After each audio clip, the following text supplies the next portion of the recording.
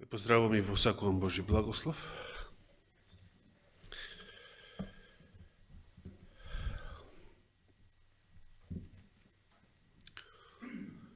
Се не собраа многу занимливости уште пред доаѓањето на романците, но нема време да ги кажувам. Па ќе ги кажам некоја сабота сите заедно во контекст на една проповед на таа тема.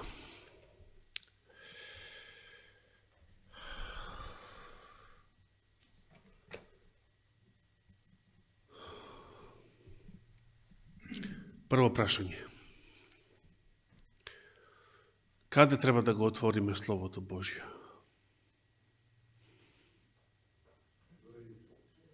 Послание до евреите, точно.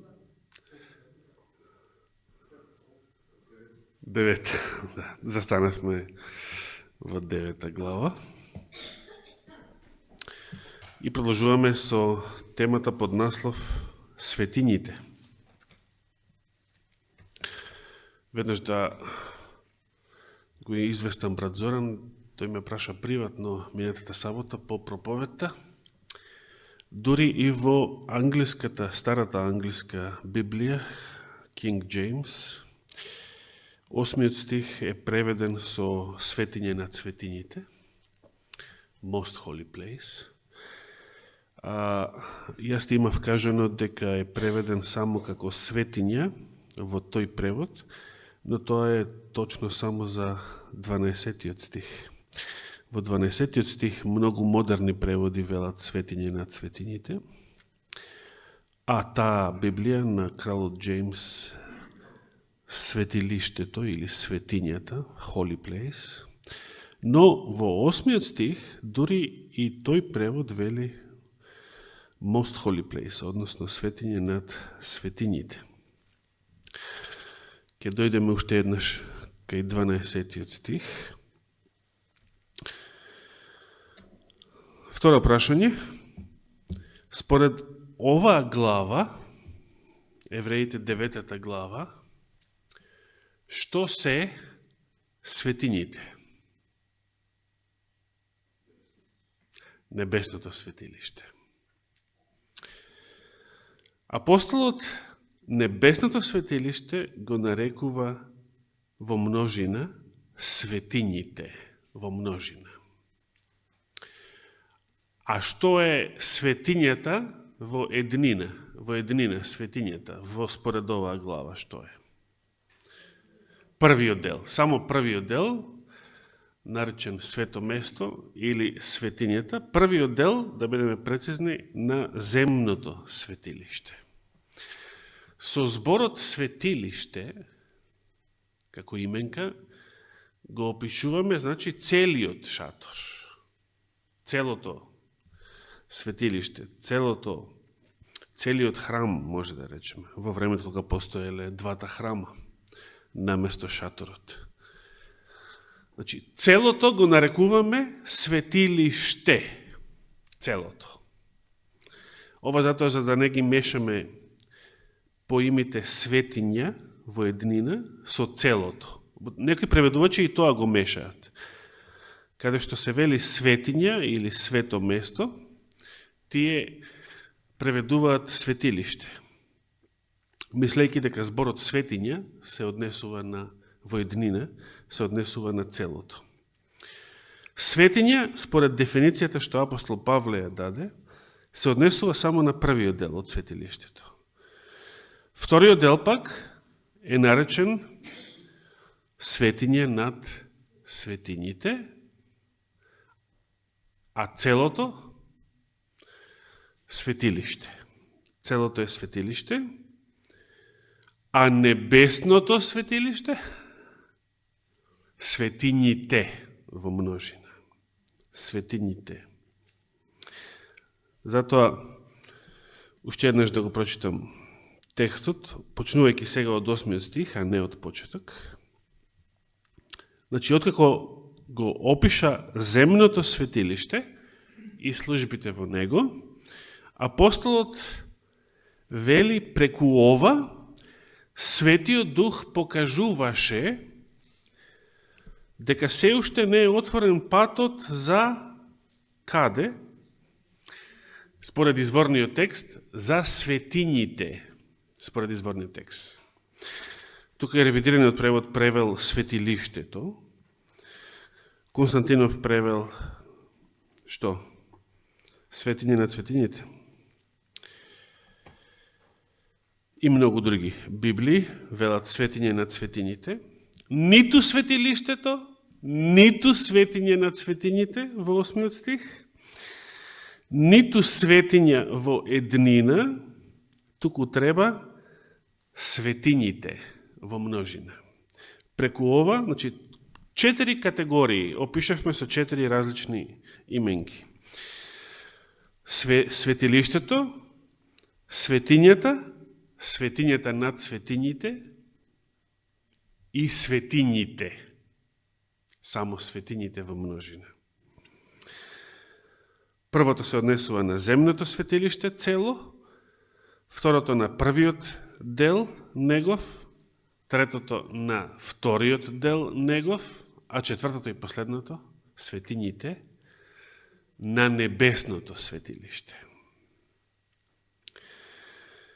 Преку ова Светиот Дух покажуваше дека се уште не е отворен патот за светињите, се додека постои што? Првиот дел. Како го викавме првиот дел, Андреј? Светињата. Првиот дел. Кој е символ на сегашното време, во кое се принесуваат дарови и жртви, кои не можат да го направат совршен по совеста, оној што служи, 10 стих, туку се состојат само од јадења и пиења, и разни миења и телесни обреди, востановени до времето кога сето ова ќе се исправи. Така гласи ревидираниот превод. Ке го прочитам и во Константинов. Читаме Евреите, послание до Евреите, 9 глава, 8 до 10 стих во моментов.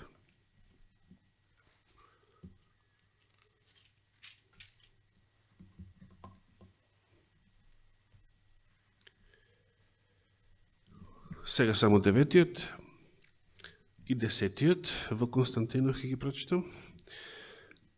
Првиот дел од чатарот, кој е символична слика за сегашното време, според која се принесуваат дарови и жртви, кој во однос на совеста не може да го доведе до совршенство оној кој му служи така, зашто се засновуваат само врз јадење и пиење и разни миења, како прописите за телото, наложени до времето на поправањето.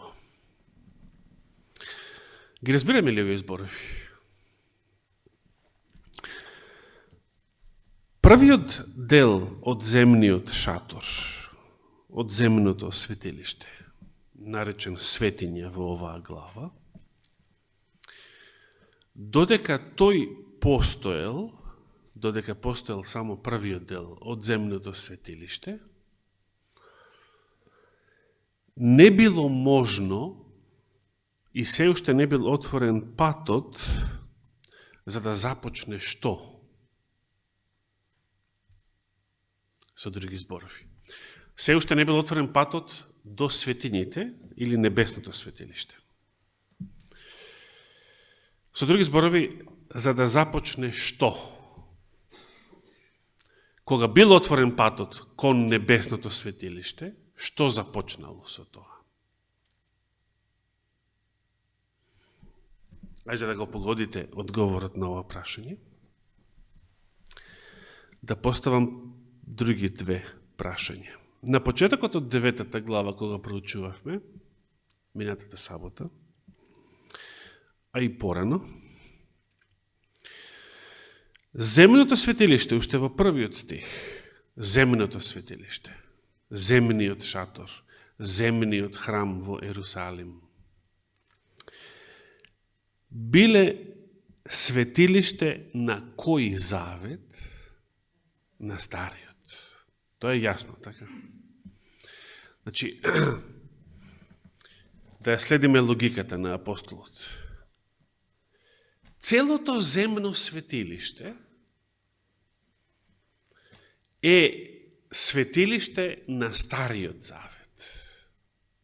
Целото земно светилиште, значи и двата негови дела, службите и во двата негови дела, и во првото, и во второто одделение, значи дури и во второто одделение, на Јом Кипур, на денот на помирувањето, службите, и тогаш се пренесувале и животински жртви, службите во целото земно светилиште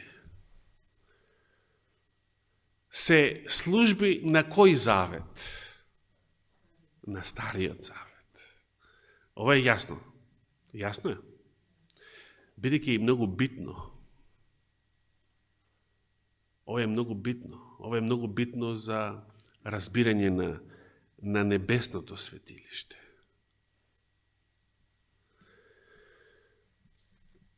Значи, ако земното светилиште е светилиште на Стариот Завет, по аналогија небесното светилиште, како е наречено во оваа глава, небесното светилиште, уште еднаш, светињите во множина. По аналогија, небесното светилиште е светилиште на кој завет? На Новиот Завет.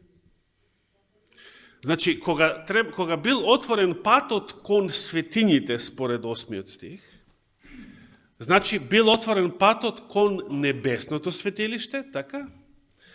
Значи, бил отворен патот кон каква служба? Сите служби, и во Стариот и во Новиот Завет, се посреднички.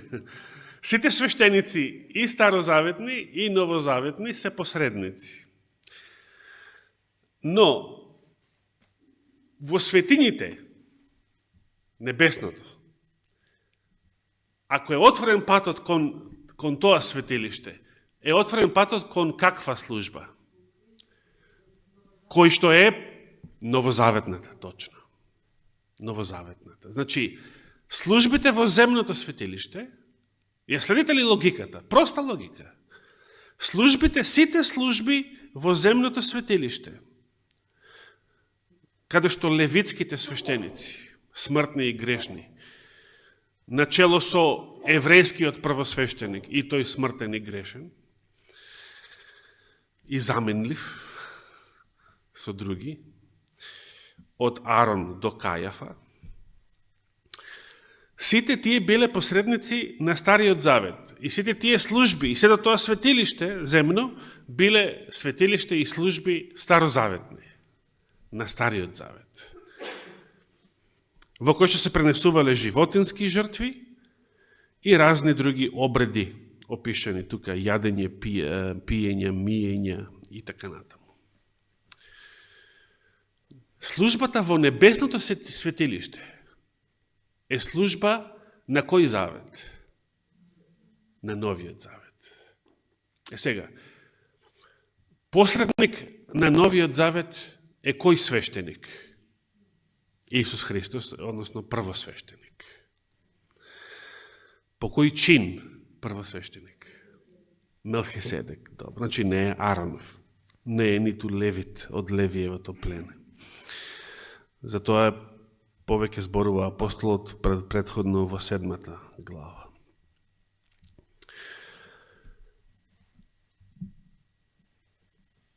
Сега, ако ова го знаете, чисто од Библијата, значи не сте го научили од мене, чисто од оно што читате од Библијата. Така? Ако е отворен патот кон светињите, сега, да се подсетиме и на ова прашање од минатата сабота. Кога бил отворен патот кон светињите? Кога? Што? Исус умрел на крстот. Што се случило тогаш? Господ ја раскинал, ја расцепил завесата во храмот, која што ги одвојувала двата дела или двете одделенија на земното светилиште. Светињата од светињата над светињите.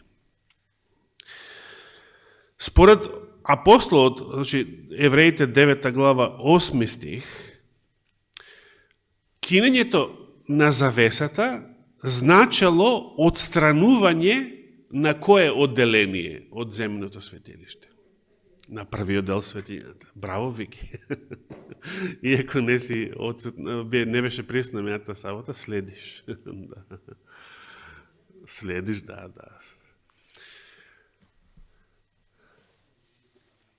Тоа го објаснивме зашто е така минатата сабота, да не го повторувам сега. Сега ми е битно следново. Внимавајте. Значи, вклучете ум. Ако тогаш кога Христос умрел на крстот, тогаш Господ го отворил патот кон светињите, што значи кон небесното светилиште, што значи кон каква служба? Новозаветната служба. Бидејќи на крстот е склучен кој завет? Новиот завет. Ако некој ве праша кога бил склучен новиот завет, како ќе одговорите? Како библиски ќе одговорите? Како знаеме? Од кај го пишува тоа некаде? Што ви текнува нешто? Да речеме, кога Христос пред да умре, ја востановува, што рече, како ја опише чашата? На новиот, на мојата крв. Добро. Друг текст ви текнува некој? Бидејќи Господ во 8 глава читавме, преку Јеремија најавил склучување на нов завет, така? Ете, идат дни кога со домот Израелов и со домот Јудин ќе склучам нов завет. И некако оној стариот од Синај. Но во Јеремија само го најавил новиот завет, а штом најавил нов завет, првиот го направил стар, вели Павле. Штом веќе најавил нов, значи првиот е стар. Значи, во времето на Јеремија, половина милениум пред Христа, 600 години пред Христа, поточно. Во времето на Јеремија, Синајскиот завет остарел, ама уште е жив. Така? Да. А кога умрел, бидејќи истиот апостол напиша, а што е нешто наречено старо или застарено, близо е до исчезнувањето. Му се ближи крајот. Така?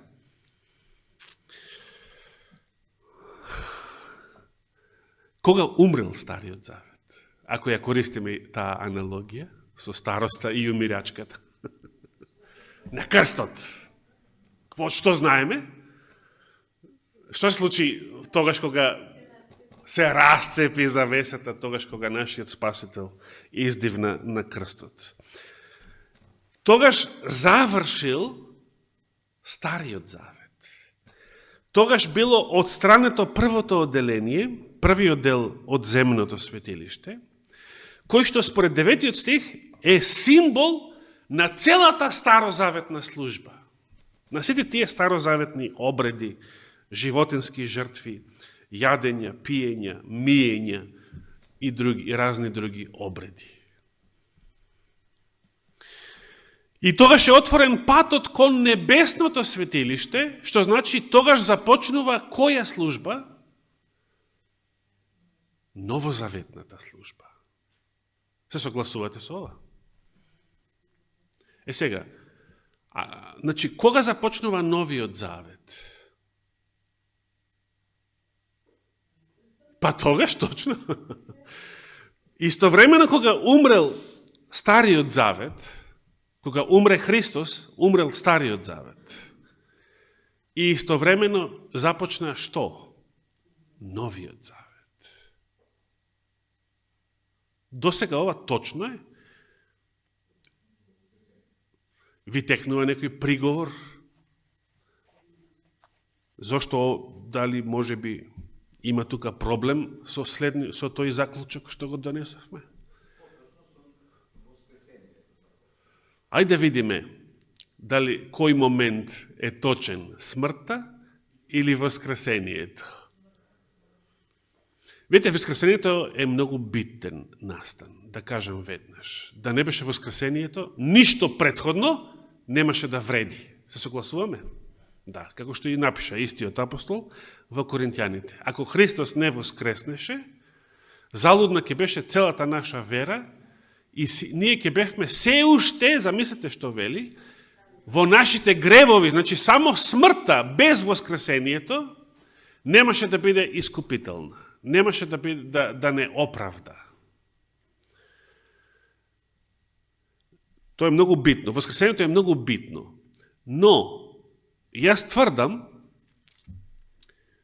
а вие размислете дали сум во право, дека новозаветната служба е започната со смртта. Знаете зошто? Чеки, имаме време да... Кај застанавме сега? На 9-тиот? 10-тиот? Застанав, ќе продолжам само од Константинов, но ја имам и другата Библија отворена пред себе на тоа место. 9-та глава. Прво да прашам, дали ова е интересно или здодевно? Сигурно? Знаете зошто? Ова е многу битна тема. Оваа тема е основата, темелот на адвентизмот. Се согласувате? Ова е битно да го разбереме. Ако ова не го разбираме, значи не ја разбираме не само нашата вера. Не ја разбираме, Новиот Завет не го разбираме. Оно што го прашвав минатиот пат, како можем да разберам дали јас лично сум во Новиот Завет? И кажав неколку критериуми што ги посочивме од претходната 8 глава. Застанавме кај 10-тиот стих. Го завршивме и 10-тиот. Сега, 11-тиот. Го гледате 11-тиот стих во вашите Библии. Гледате Библија пред себе. Знаете, ако она што го читаме, го гледате во вашата Библија, тоа значи дека сте будни и дека следите. Ако го гледате текстот во вашата Библија. Ако сте без Библија и сте дојдени тука мене да ме слушате, погледате што ќе се случи. Ќе ви се спие, точно. Значи, ако сте дошле во сабота мене да ме слушате, ќе ви се приспие, затоа што не е битно мене да ме слушате. Не е битно да дојдете тука да слушате некој човек. Битно е да се поучиме од Божјето Слово. Тоа е битното. 11-тиот стих. А Христос, или другиот превод вели но Христос, а Христос, 11-тиот стих. Значи сега тоа но и ова а кај Константинов е контраст со сето предходно. Предходното беше описот на старозаветната служба. Но Христос или а Христос, откако се појави, другиот превод кога стана, како првосвештеник на идните добра,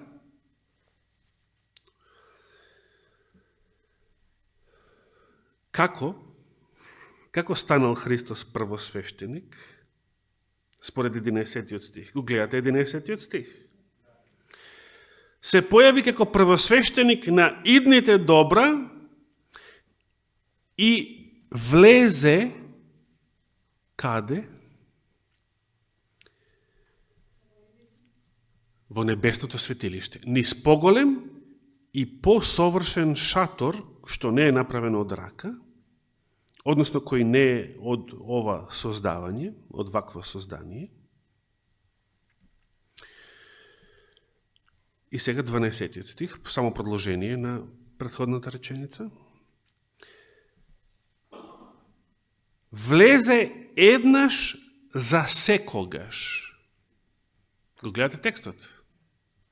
Ако имате во некој друг превод што го следите и некоја битна разлика, слободно прекинете ме и посочете ја.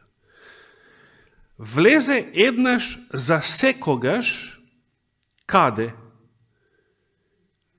Сега, тука повторно го имаме истиот збор во оригиналот, кој што е различно преведен. Значи, ревидираниот превод вели светилиштето, целото, Константино вели светињата над светињите, англиската Библија дори вели светињата, што сите три се неточни. Точниот превод е кој? Како во 8 стих исто, светињите. И ние ќе се држиме до тој оригинал, бидејќи тој е истиот во повеќе стихови во ова послание, а преводите, различни преводи различно го превеле. И се тоа прават забуна. 12 стих уште еднаш. Христос откако стана или се појави како првосвещеник, и сега ќе го одговориме прашањето, размислете кога Христос стана првосвещеник. Ќе го одговориме тоа прашањето. Тоа прашање. Влезе, значи 12 стих, еднаш за секогаш влезе во светињите, што значи небесното светилиште, и веднаш објаснува дека е така, во поголемиот и посовршен шатор, уште е предходниот стих, не е направен од рака и така натаму. Како Христос влезе во светињите, според 12 стих? И тоа не со крвта на јарци и јунци, или другиот превод не со крв телешка и јарешка, туку со својата крв.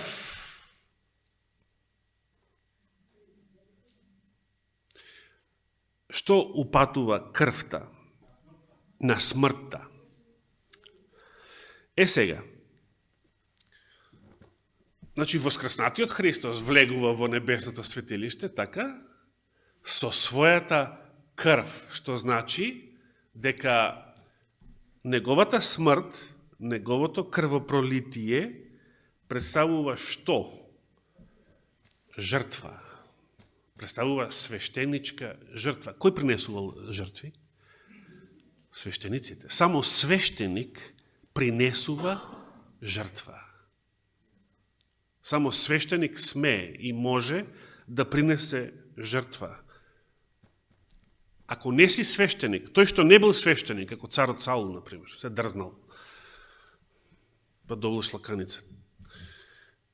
Тој што не бил свештеник, дали смеел да принесува жртва? Не.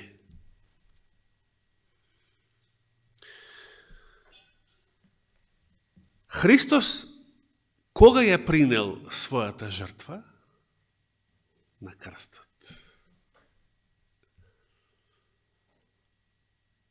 Дали бил свештеник? Да, бидејќи не е жртва. Ако Христос не бил свештеник, тогаш неговата смрт не е жртва. Го разбираме ова. Се согласуваме со ова.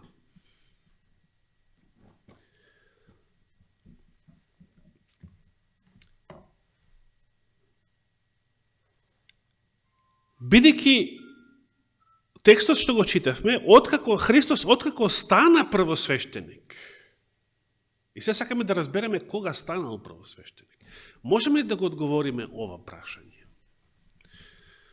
Откако станал првосвещеник, влезе во небесното светилиште со својата крв, а не со животинска. И се сакаме да одговориме на прашањето, кога Христос станал првосвещеник? Сега, размислете логично што заклучивме во одговорот на предходните прашања. Кога започнал новиот завет, новозаветната служба? На Голгота, на крстот. Господ тоа јавно го посведочи со кинењето на завесата во земскиот храм. Ако новиот завет започнува на крстот, тоа значи новозаветната служба започнува кога? На крстот. Христос и небесното светилиште се посредникот, првосвещеникот и светилиштето на кој завет? На новиот завет. Значи, новиот завет започнува на крстот. Патот кон небесното светилиште е отворен на крстот. До сега точно? Третото прашање. Кога Христос станува првосвещеник?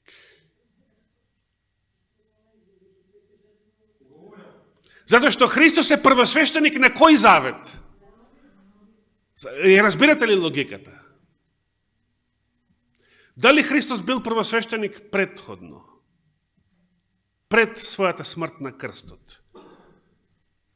Дали Христос бил првосвещеник пред својата смрт на крстот? Како знаеме? Сигурни сме? Или погодуваме? Зошто? Па, сигурни сме. Христос е првосвещеник на кој завет? Пред Христовата смрт на крстот бил на сила Стариот завет. Кои биле свештеници и првосвещеници во Стариот завет? Ароновите потомци, конкретно Кајафа, последниот во Христово време. И левитите. А во 7 глава, нашиот Господ не ни беше од Левиевото племе, туку од Јудиното, за кое што Мојсей ништо не кажал во врска со свештенство.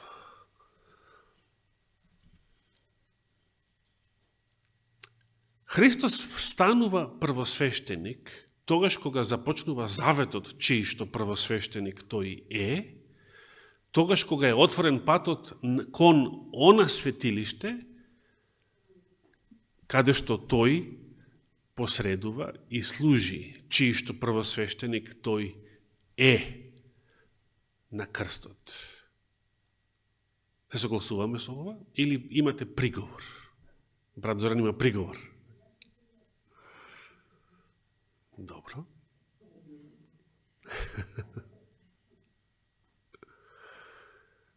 Зошто, брат Зоран?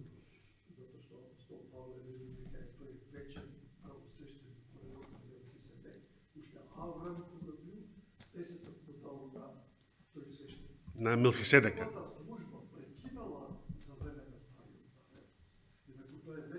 Дали предходно имало храм горе на небото?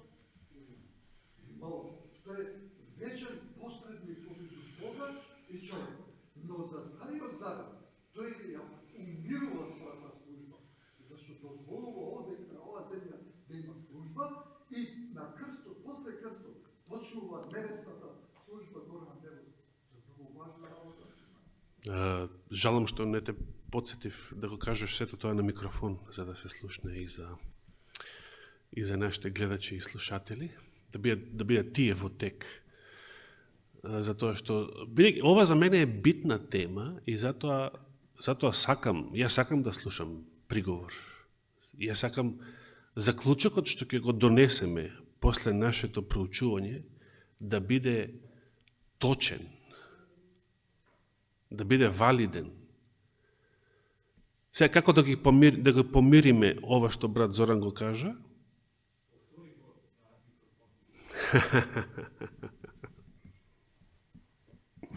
Со ова што го кажувавме ние досега. Ке дадеме друга прилика да се каже тоа низ микрофон. Застанавме кај 12-тиот стих, така? Добро, го прочитав, значи завршив со 12-тиот, дури не го довршив целиот 12 стих. Значи, влезе еднаш, откако стана првосвещеник, откако се појави како првосвещеник на идните добра, и влезе низ поголем и посовршен шатор, што не е направен со рака, односно кој не е од ова создавање.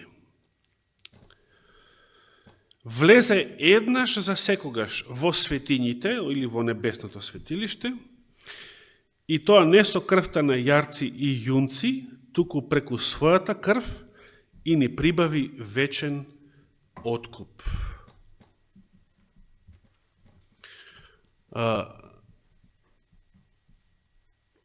Да резимирам. Значи, брат Зоран спомена два битни момента. Христос е наречен уште според пророштвото во Псалмот вечен првосвещеник по чинот Мелхиседеков. И истиот апостол, истиот писател на ова послание, посланието до евреите, го користи тој псалм и тоа пророштво во 7 глава, за да докажува дека Христос е тој вечен првосвещеник и дека за него биле кажани и се однесуваат тие зборови.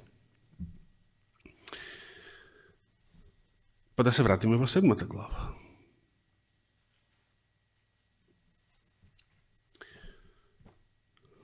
Бидејќи забележете, оно што го читавме во 9-та, 12-тиот стих, 11-тиот уште. Апостолот пишува Христос откако стана првосвещеник. Или Константинов вели откако се појави како првосвещеник. Што е точно, станал или се појавил? Бил цело време првосвещеник, но па се појавил. Не бил првосвещеник, па станал првосвещеник. Христос, откако стана првосвещеник, или откако се појави како првосвещеник, не е исто? Па како е, ако не? Тогаш како е?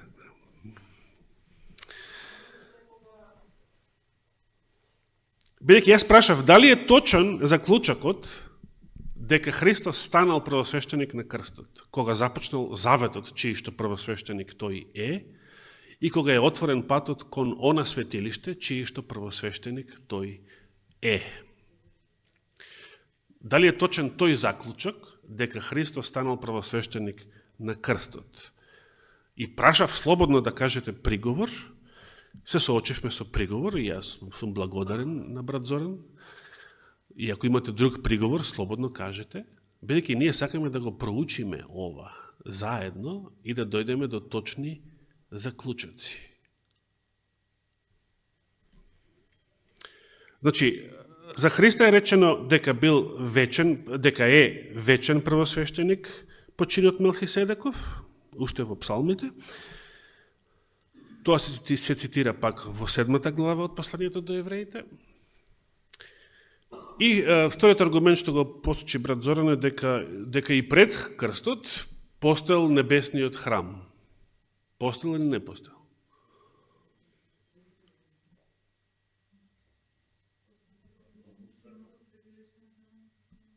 Да, значи урнекот во 8 глава. Ке дојдеме и до таму. Сега сме кај 7-та, значи со првиот приговор. Добро, точно. Например, кога завршил, рековме на почеток, ке ти дадам збор, рековме на почеток, ако можеш, или не е тука микрофонот, да, додека се однесе микрофон кај сестра Сенета, сакам да го кажем следново. Може слободно да ја однесете микрофон. На сестра Сенета однесете и микрофон. Но ќе дадам зборот како ќе го кажам следново. Значи, мислата ми беше дека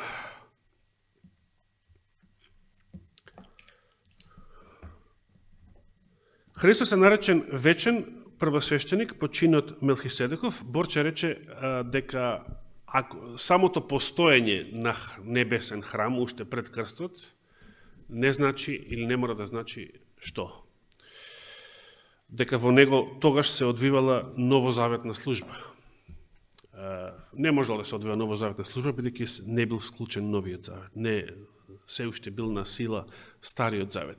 И јас сакав да додадам само, и после крајот на Стариот завет, земното светилиште беше наречено светилиште на Стариот завет. Дали земното светилиште продолжи да постои после смртта на после крајот на Стариот завет? Например, во новиот, да. Земното светилиште продолжи да постои уште, рече се, 40 години после крајот на Стариот завет. Споменав само минатата сабота, а најавив подетално за воиднина, да проучиме дали во земниот храм во Ерусалим требало по Божја волја, после Христа, после крстот, и можело и требало да се случуваат, да се одржуваат новозаветни богослуженија. Прашање за размислување. Нека остане, бидејќи тоа не е сега темата, нема да го дискутираме. Но продолжил да постои. Продолжил да постои и во Новиот завет, земниот храм. Дали било Божја волја да престане, дали било Божја волја да биде уништен земниот храм, да го снема? Прашање за размислување.